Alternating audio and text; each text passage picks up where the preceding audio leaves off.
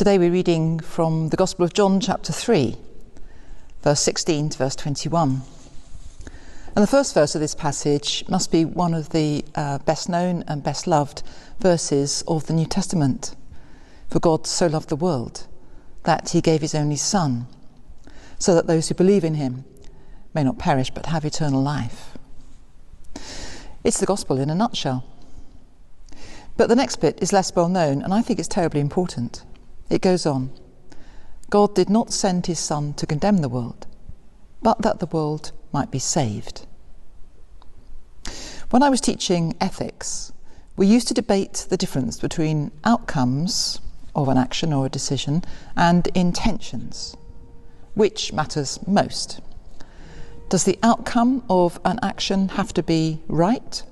Or is it enough that the intention is right, even if it then goes wrong somewhere? On the simplest level, this is a bit like saying, it's the thought that counts. I may have forgotten to post your birthday card, but I did think about doing it. It's the thought that counts. Or is it? God's intention was to save the world, everyone, and the whole creation. The outcome, so far at any rate, is that some people have responded to the gospel and some have not. John wants to make it crystal clear that God never turns anyone away.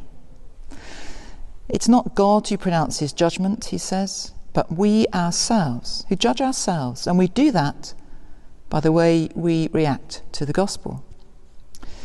This is the judgment, that the light has come into the world, and people loved darkness rather than light. But those who do what is true come to the light. The choice is ours, and John really emphasises that all are free to respond and to turn to the light. Our eternal destiny is in our own hands. But at the same time, those who choose to turn their backs are choosing to separate themselves from God. This, if you like, is the unintended but inevitable consequence, the unintended outcome of God's offer. Just now I said so far. So far the outcome is that some do and some do not respond. There are those who believe that God will not rest until every soul has been redeemed, whether in this life or the next. C.S. Lewis took this view, that God's infinite love cannot give up on a single person ever in all eternity. C.S. Lewis wrote a fantasy novel called The Great Divorce. In it, those who are in hell can take a day trip to heaven and see how they like it, and they're welcome to stay if they want to. Most of them choose to go back to hell. But they can come again the next day, and the next, and the next, and as many times as they want. And the implication is that this will continue until the very last one of them has chosen to stay in heaven. This isn't orthodox doctrine, but I sympathise with Lewis's view that infinite love can never stop loving and seeking until the loved one has been found. God's intention is to save us all. At the same time, God will not override our free will. We judge ourselves. So, what will we do? Come to the light?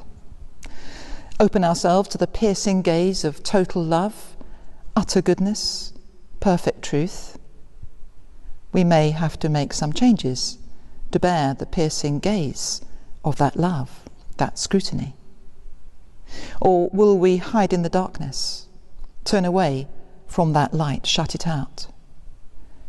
It may not be an easy choice, but it is the most important choice we will ever make.